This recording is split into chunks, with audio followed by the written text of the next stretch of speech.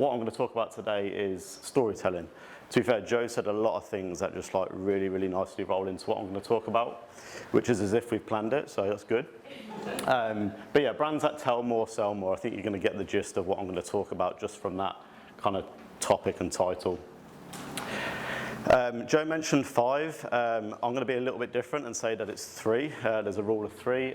Some people have heard me speak before and know that I feel quite strongly about the rule of 3.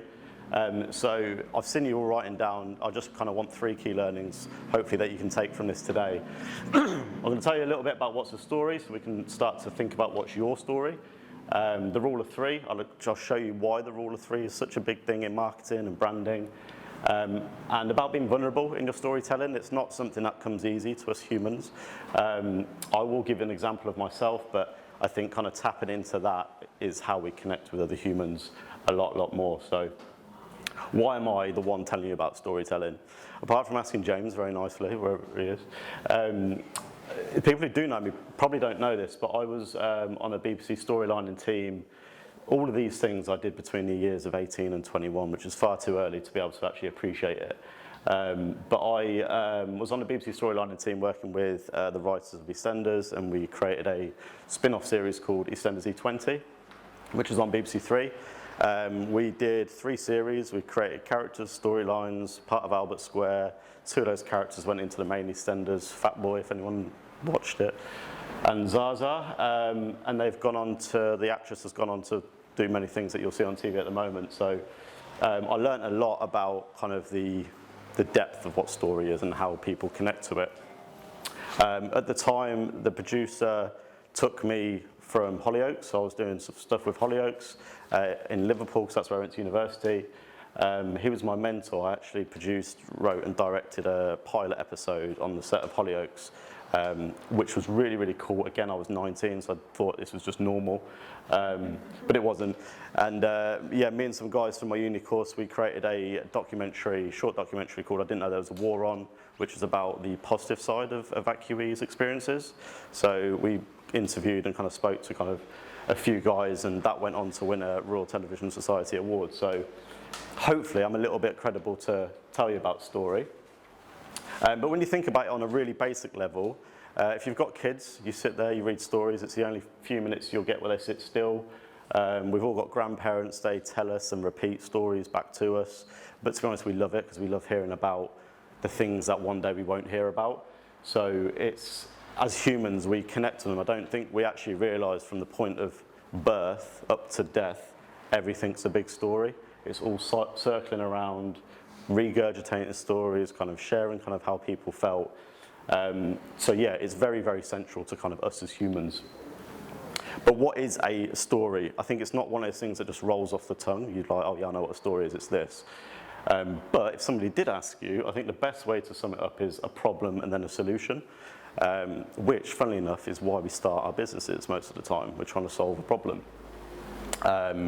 You will probably, if you think about your favourite films, be able to break down story into kind of 4 or 5 parts. The first part of any film or series is the normal world, the kind of the hero or the main character in their normal world. That's what we see. At some point, there's a crisis, an inciting incident that changes that upside down, and then we have to kind of watch how that plays out. There's then an antagonist, an enemy that is introduced, and then that reaches a climax point.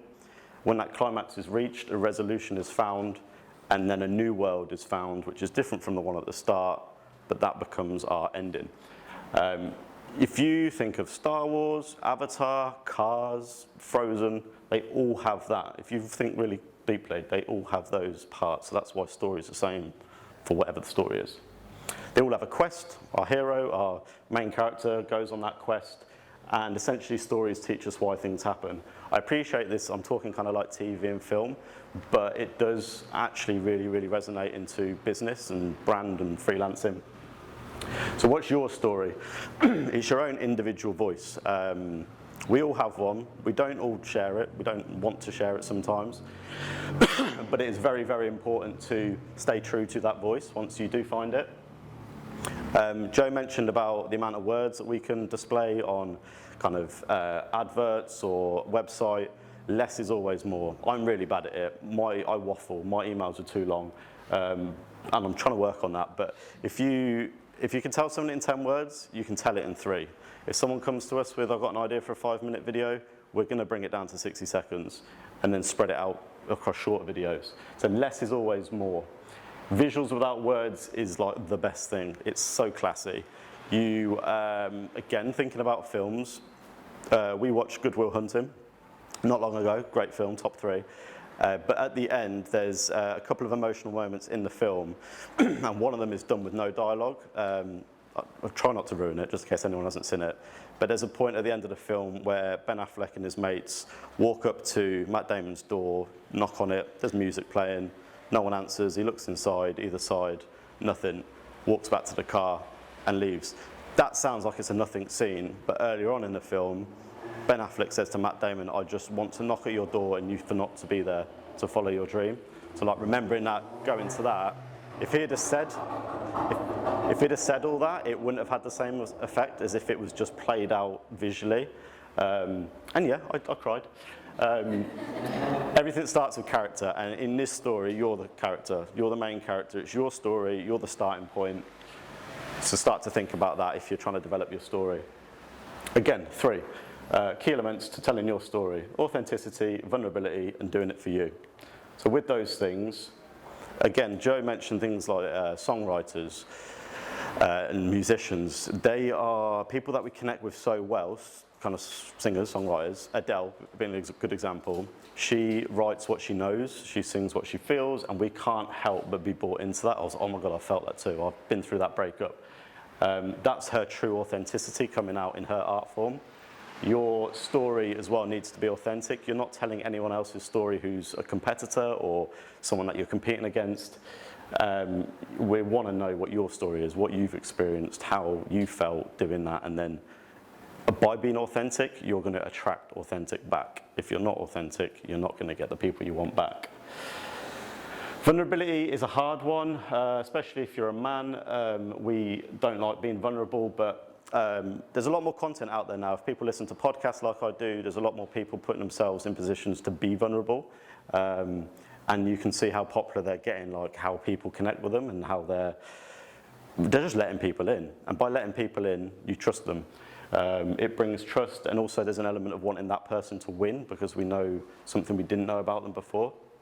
And it's a strength. If you can be brave enough to say what your vulnerability is, that's a strength, not a weakness. So it's a bit difficult. We're all working in the media world where everything's known and you might want some things to be private, but if it's something that's part of your story and part of who you are, that's powerful. So don't always be afraid. And we're all human, so it doesn't matter if you're chasing a very big prospect, you finally got a meeting with them, you sit down, they've ordered the same coffee as you and they've just come off the school run. It doesn't matter, we're all human. Like we can talk about kids just because he works for, I don't know, Apple. What's your vulnerability? Asking you this, feel the fear and do it anyway. Like on the other side of fear, there's always going to be something great, taking kind of quotes that you'll definitely hear out there. Doing it for you is important when it comes to, we've all got audiences, different types of markets that we aim for. Telling your story and trying to fit all the different audiences you've got is too hard, it's too difficult. You're just not telling your best story. So do it for you, what things matter to you, and tell that. And what I'd say down the line is that eventually you're going to be attracting the right people by telling your best version of you. So try not to kind of like fit everyone's different needs and purposes. I've been asked before, what's different about your story as opposed to your brand story? You guys might be freelancers, you might work for a company or your own company. I would say it always starts with your story. So if you're trying to be a company and you want to grow, if your story's not right from the beginning and it's not quite your true you, you're not going to attract the right people to grow your company with or grow your culture, because at the starting point you're starting a culture. And if you don't have that right, you're going to attract people that are going to misalign to what matters to you. If you have it right, every other person will add to that story with their own stories, and it will create such an amazing culture. If you're a freelancer, then obviously you're trying to attract people by being you. So again, relating to a lot of stuff that Joe said, it's make them like you don't make them like you, but tell your story that people will kind of trust and like you from. But eventually it all merges into a story. I think Patagonia is a really good brand example for that, which I'll mention. A key to these big brands, and me saying that they have great stories, they either have books, films, series, documentaries about them, which is a very key indicator for good stories. What I thought was quite cool as well, 4 of these all started with a problem and then found a solution.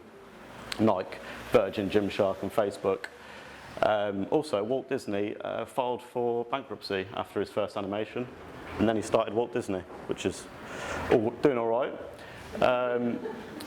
But yeah, these stories, that you kind of hear them and we kind of involve ourselves in them. Good brands have good stories. This is a slogan, isn't just a slogan, it's what they do as people. The people that work for them have got this go-getter attitude. It represents their culture really, really well. And I mentioned Patagonia. I think they started in about the 70s.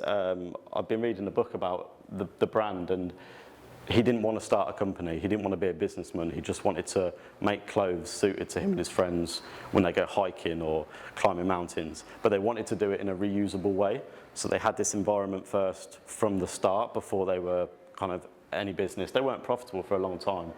But now as a business, they're 500 people plus, and everyone that works there believes about the same things they do, the environment, and kind of they've got so many projects that they're involved in that are for the environment. So this guy, whether he knew it at the time or not, started a culture in the right way because everyone else that's come on board has fits into that culture really, really well. Rule of 3. I'm going to read these slogans out and you're going to tell me the brand. I'm loving it. Taste the difference. Sainsbury's. Finger looking good. KFC. Maybe it's just do it, gave you the clue, impossible is nothing. All 3 words. Big brands, massive brands. How we start learning as kids, we learn things like gold, silver, bronze, top 3. Phone numbers, I don't know about you, but I remember it in 3s. You obviously get area code, 266, 962. That's how I remember it. Beginning, middle, end, 3. Goldilocks and the Three Bears, 3 Musketeers. And then even from the very, very start, ABC, 1, 2, 3. It's all 3s. If you don't have a slogan or you're thinking of redoing one, try and remember the rule of 3, because I think it's in our psyche that we've always learned to remember the 3. I know there's stories out there that is like Snow White and 7 Dwarfs. That's not my point though, but the 3 kind of sticks to branding as well. And people like Apple, I think theirs is think different. They just go against the grain, but they're so big that it doesn't really matter what they do. But yeah, I really, really like the rule of 3. Back to your voice as well is, first of all, it's no one else's, it's yours. So it becomes a bit of a do I, don't I share what I really, really believe in. There's no right or wrong. There's no secret to it as well. There's so many different forms of media out there that you might just want to start by writing blogs, which shares your voice rather than putting it on video. Photography works really well because you can do things without, we don't have to go into video straight away, but photo, although there's no words in it, you can give away quite a lot about who you are with a photo if you're working with good photographers. Like ourselves. Be extraordinary. There's no reason why you can't, the thing that you really, really believe in that you think will change the world, there's no reason why that shouldn't be involved in your voice, your story, because what matters to you will matter to your brand eventually. And I'd say don't take notes literally, keep your voice. So there's positive and negative that you get from sharing who you are. The negative is people saying, oh, do you really want to share that? It's a bit too much, especially people like my parents. I don't want me to expose too much online, which that's just their time that they grew up in. But then there's positives of people saying, oh, it looks like you're doing really well on social media, but that's just social media. You don't know the numbers. So there's things that people will say, good and bad, that shouldn't make you change your voice. And then to kind of show you, practice what I preach type of thing, I'm going to try and be those things I've just said. So I didn't realise, but I've been building my story since school when I was writing raps in my school diary. But they were more like poetry when I look back on it, to be fair. And then that was the start of my kind of writing love. And that led into what I did with Hollyoaks and EastEnders. But I had Caelan when I was 21, straight after I graduated uni. So that kind of like changed the course of my journey. But in many ways started the journey on a different kind of way. So I started YouNeek Productions 9 years ago, 10 years ago this year. But I did that because I was an unsolicited writer, which means I didn't have an agent, so I could only get so far with my ideas. And then they'd say, have you got an agent? No, you can't take it any further. So I thought I need to create my own platform so I can tell the stories that I want to tell, hence YouNeek Productions. And then there's a nice full circle to that story. I went full-time last April, so I was doing it alongside full-time jobs 3 months before Ava came, which was I went full-time in April. But along your story, you find little ideas and little kind of like segues into other things. We had, so when Ava was born, there was a different like story that kind of came along, which I didn't know was going to happen obviously at the time, but she was born not breathing. So there was a 5-day period where we were in ICU, and then she kind of had all the wires and stuff that you could imagine. But by not breathing, there's a resuscitation thing that you have to do with babies. And then because of a lack of oxygen at the start, there's always a worry of what effect that's had.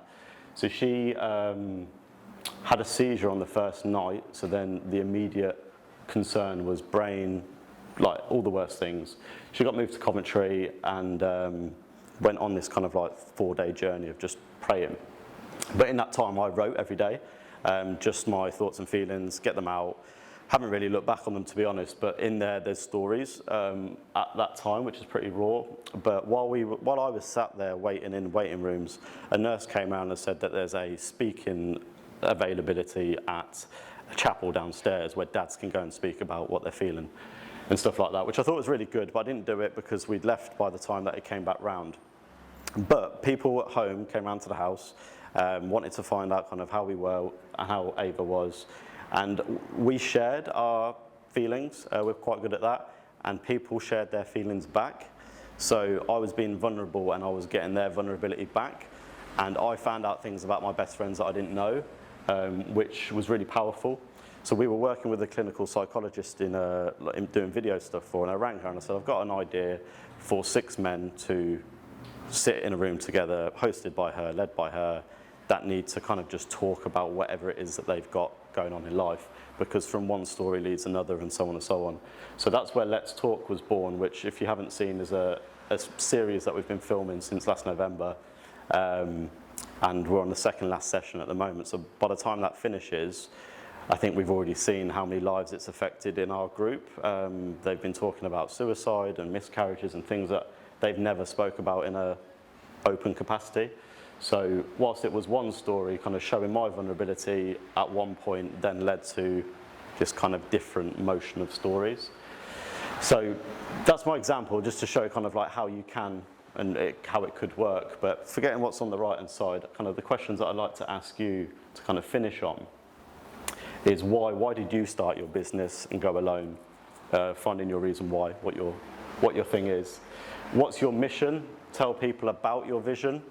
That is something that some people say don't share your goals because people will put them down.